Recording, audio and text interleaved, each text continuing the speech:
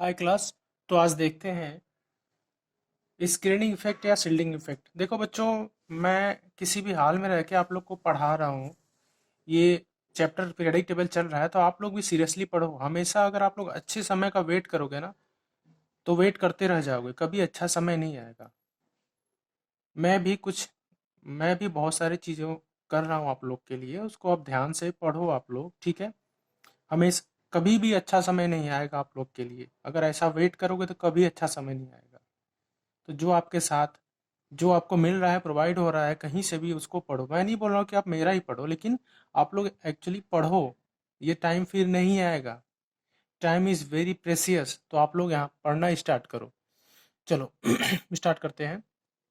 देखो shielding effect क्या होता है। देखो पहले वर्ड शील्डिंग का ही मीनिंग हो गया। शील्डिंग जो है, शील्ड मतलब क्या करना, किसी चीज को रोकना, शील्ड कर देना, रोकना किसी चीज को ना। स्क्रीन मतलब, स्क्रीन तो जानते ही आप लोग। तो देखो अब इसको पढ़ते हैं केमिस्ट्री में।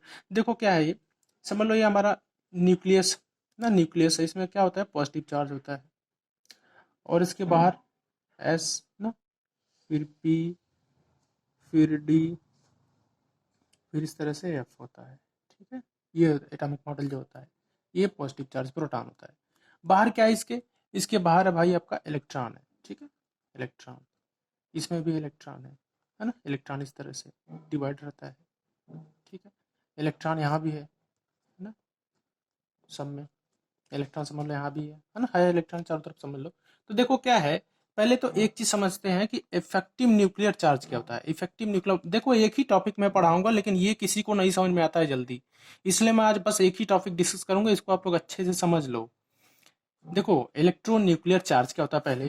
तो देखो प्रोटॉन के कारण जो अंदर पॉजिटिव चार्ज है, पॉजिटिव चार्ज जिसको हम बोलेंगे कि प्रोटॉन्स, प्रोटॉन्स क्या है, पॉजिटिव चार्ज।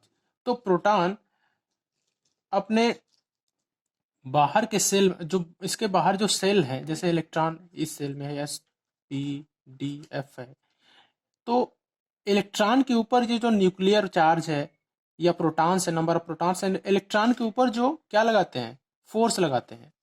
फोर्स एट, कौन सा force, attraction force, attraction force at electrons.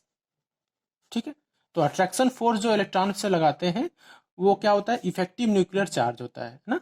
तो जितना इफेक्टिव न्यूक्लियर चार्ज बढ़ेगा, है ना, उतना ही क्या होगा, उतना ही क्या होगा, जो एटॉमिक साइज होगा, एटॉमिक साइज वो क्या होगा, उतना ही घटेगा। तो ये ध्यान रखो। इसीलिए पीरियडिक टेबल में लेफ्ट टू राइट जाते हैं तो एटॉमिक साइज क्या होता है, एटॉमिक रेडियस क्या होता है, रिड्यूस होता है, बताया था आप लोग को।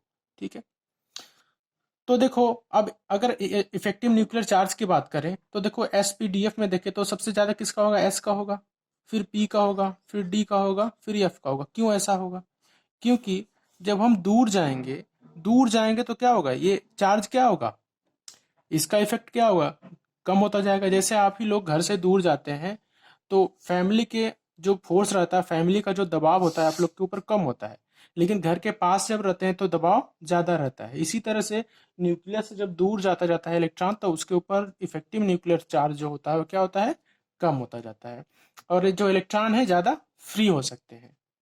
तो ये समझ लिए तो हम आसानी से समझ सकते हैं। तो पहले तो ये ऑर्डर देख लो। अब ये समझ लिए तो हम आसानी से देख सकते हैं कि देखो शील्डिंग क्या है। देखो ये जो मैं बता रहा हूँ ये तो इसी में देख लेते हैं। देखो अगर यहाँ पे इलेक्ट्रॉन है, इसके ऊपर क्या लगा रहा है, ये फोर्स लगा रहा है, अट्रैक्शन फोर्स ना, न्यूक्लियर। तो देखो जो लास्ट सेल वाला इलेक्ट्रॉन है, ये वाला, ये यहाँ वाला, यहाँ इस पे भी फोर्स लगा रहा है ना, इलेक्ट्रॉन फोर्स यहाँ भी लग रहा है।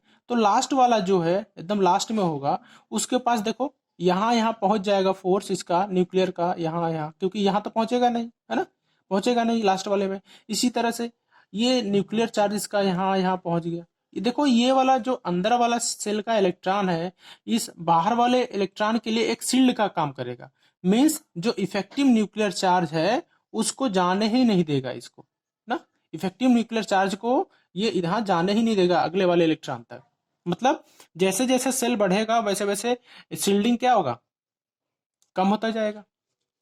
ठीक है, और, और जब ऊपर जाएंगे तो देखो एक चीज और, तो लेकिन अंदर क्या होगा, देखो जैसे जैसे दूर जाएंगे क्या होगा, इसको तो मिलेगा नहीं शील्डिंग पावर।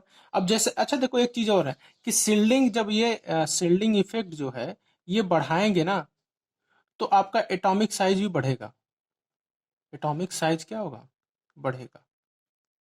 ठीक है, देखो इसका क्या मतलब है, ये है कि ये तो देखो जब बढ़ेगा तो ज्यादा तेज किस पे लगेगा, इलेक्ट्रॉन पे ही फोर्स लगाएगा, है ना। इलेक्ट्रॉन ये अंदर वाले इलेक्ट्रॉन पे ही क्या करेगा, ज्यादा फोर्स लगाएगा, ज्यादा होगा तो बाहर वाले इलेक्ट्रॉन को तो वैसे एनर्जी नहीं दे पाएगा, मतलब अट्रैक्शन जो फोर्स लगा रहा है वो लगा नहीं पाएगा। तो क्या करेंगे, ये फ्रीली मूव आउट कर सकते हैं। तो देखो स्क्रीनिंग क्यों बोलते हैं इसको, कि अगर इस सेल पे हम अगर फोटान्स डाले, फोटान्स डाले, फोटान्स पोटाश डाले तो क्या होगा, ये आसानी से इमिट हो जाएगा। क्यों, क्योंकि ये देखो यफ से जो बधा है, ये जो अट्रैक्शन फोर्स या इलेक्ट्रोन्यूक्लियर चार्ज से बधा है, उससे तो बधा नहीं, तो आसानी से क्या होगा, इमिट हो जाएगा। तो स्क्रीनिंग करेंगे इस पे तो बाहर निकल जाएगा। और शील्डिंग क्यों बोलते हैं, क्योंकि ये अंदर वाला इलेक्ट्रॉन बाहर वाले इलेक्ट्रॉन के लिए शील्ड की तरह काम कर रहा है। तो आई थिंक आप लोग को शील्डिंग इफेक्ट समझ में आया होगा कि ये जो इलेक्ट्रॉन है, जो अट्रैक्शन फोर्स लगता है प्रोटॉन्स का या न्यूक्लियस का, पहले वाले इलेक्ट्रॉन पे मतलब पहले सेल वाले दूसरे वाले सेल पे लगेगा ही लगेगा, लेकिन तीसरे वाले पे कम होगा, चौथे वाले पे और कम होगा, पांचवे वाले पे सेल पे और भी कम होगा, बहुत कम होगा। ठीक है, तो स्क्रीनिंग इफेक्ट बढ़ेगा या शील्डिंग इफेक्ट बढ़ेगा, है ना। स्क्रीनिंग इफेक्ट या शील्डिंग इफेक्ट बढ़ेगा तो क्या होगा, आपका एटॉमिक साइज भी बढ़ेगा। मतलब क्या हो गया कि आपका एटॉमिक साइज जो होगा, एटॉमिक साइज जो होगा वो प्रोपोर्शनल किसके होगा, शील्डिंग इफेक्ट के।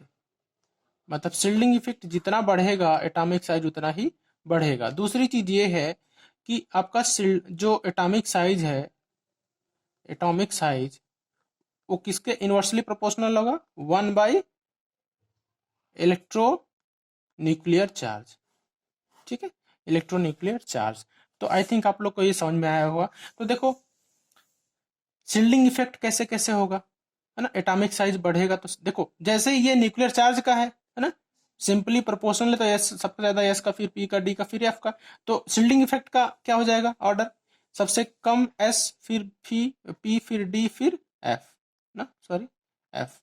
तो सबसे कम किसका होगा स्क्रीनिंग इफेक्ट, एस का, फिर पी का, फिर डी का, फिर एफ का। क्योंकि कम होगा तभी तो एटॉमिक साइज कम है, उससे ज्यादा, फिर इससे ज्यादा, इससे ज्यादा। देखो इसमें क्या है, ये बहुत लास्ट वाला सेल होता है, तो आसानी से कहीं भी गिरेगा इलेक्ट्रॉन फोटॉन्स, तो ये आसानी से अच्छा देखो एफ वाले इलेक्ट्रोनिगेटिव सॉरी क्या होते हैं, रेडियो एक्टिव भी होते हैं, इसीलिए क्योंकि वो बहुत ज्यादा इमिशन होता है ना, उसके अंदर कौन सा पावर, शील्डिंग पावर बहुत ज्यादा होता है, या इफेक्टिव न्यूक्लियर चार्ज वहां पे कम होता है, इसलिए आसानी से इलेक्ट्रॉन को इमिट कर देते हैं ये।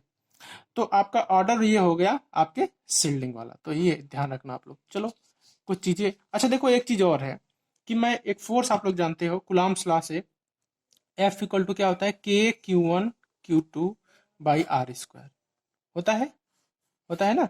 अब यहाँ पे फोर्स देखो, अगर ये इफेक्टिव न्यूक्लियर चार्ज की मैं बात कर रहा हूँ, तो एफ बराबर क्या हो जाएगा, के Q1 क्या है, Q1 मान लो कि जेड डी है ना, और जेड क्या है, प्रोटॉन का वेट, और ये तो आवेश ही है, चार्ज ही है, r²। तो देखो जो लगने वाला फोर्स है लास्ट वाले इलेक्ट्रॉन पे वो क्या हो रहा है, कम होता जा रहा है। तो इस तरह से भी हम प्रूव कर सकते हैं। ठीक है, चलो देखो यही शील्डिंग इफेक्ट मैं एक बार फिर से आप लोग को समझाया हूँ। देखो यही है कि देखो स्क्रीनिंग इफेक्ट या शील्डिंग इफेक्ट ग्रुप में क्या होता है, देखो आई ई लेस देन जेनान ना, आई जो है iodine less than जेनान for van der Waals bond. Van der Waals bond के केस में स्क्रीनिंग इफेक्ट किसका कम होता है, क्लोर आयोडीन का। और ग्रेटर कब होता है, जब कोवेलेंट बॉन्ड होता है। तो इसको ध्यान रखना, आप लोग नोट करके इसको लिख लेना, पूछ भी लेता है। देखो यही है कि देखो इलेक्ट्रॉन इलेक्ट्रॉन के बीच रिपल्सन होता है ना, रिपल्सन। और न्यूक्लियर चार्ज क्या होता है, न्यूक्लियर चार्ज जो होता है उसको क्या करता है, लास्ट सेल वाले इलेक्ट्रॉन को क्या करना है, खींचना चाहता है, या सारे इलेक्ट्रॉन को अपने में बांध के रखना चाहता है। लेकिन जैसे दूरी बढ़ती है कम होता जाता है इसका न्यूक्लियर चार्ज ना।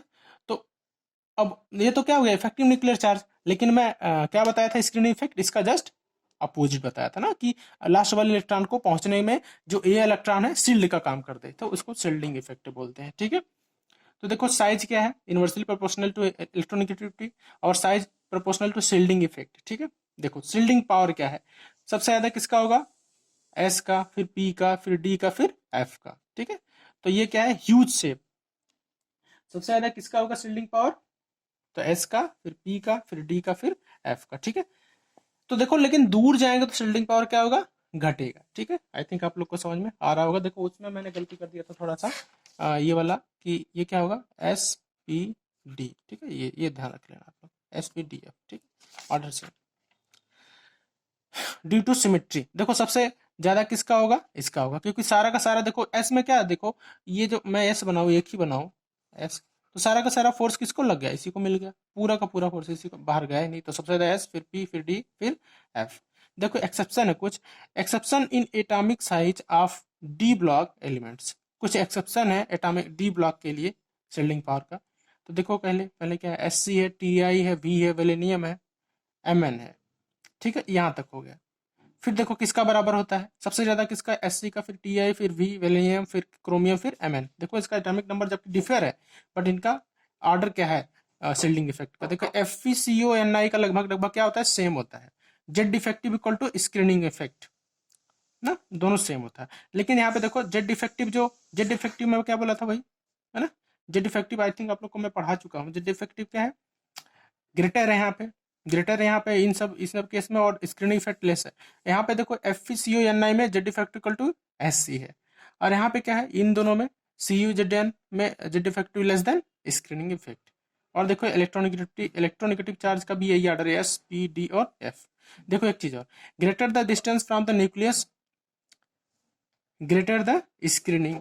देखो greater the distance from nucleus, अगर डिस्टेंस फ्रॉम न्यूक्लियस क्या हो रहा है, ग्रेटर हो रहा है, तो क्या होगा, फ्रॉम द न्यूक्लियस, देन क्या होगा, ग्रेटर द स्क्रीनिंग। जितना ज्यादा होगा उतना ज्यादा स्क्रीनिंग इफेक्ट होगा। Lesser the effective nuclear charge, तो इसका अपोजिट क्या है, lesser the effective nuclear charge.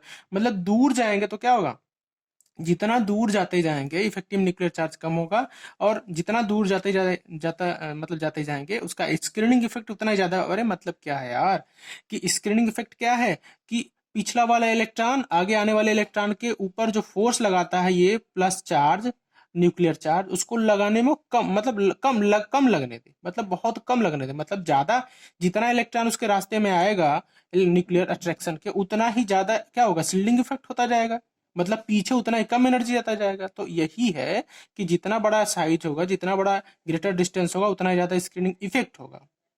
ठीक है, तो स्क्रीनिंग इफेक्ट जितना ही ज्यादा होगा उतना ही एटॉमिक साइज ग्रेटर होता जाएगा। ठीक है, आई थिंक आप लोग को समझ में आया होगा। तो यही आज आज तक यही लेक्चर रखते हैं, बाकी आगे देखते हैं अभी। ठीक है, थैंक यू।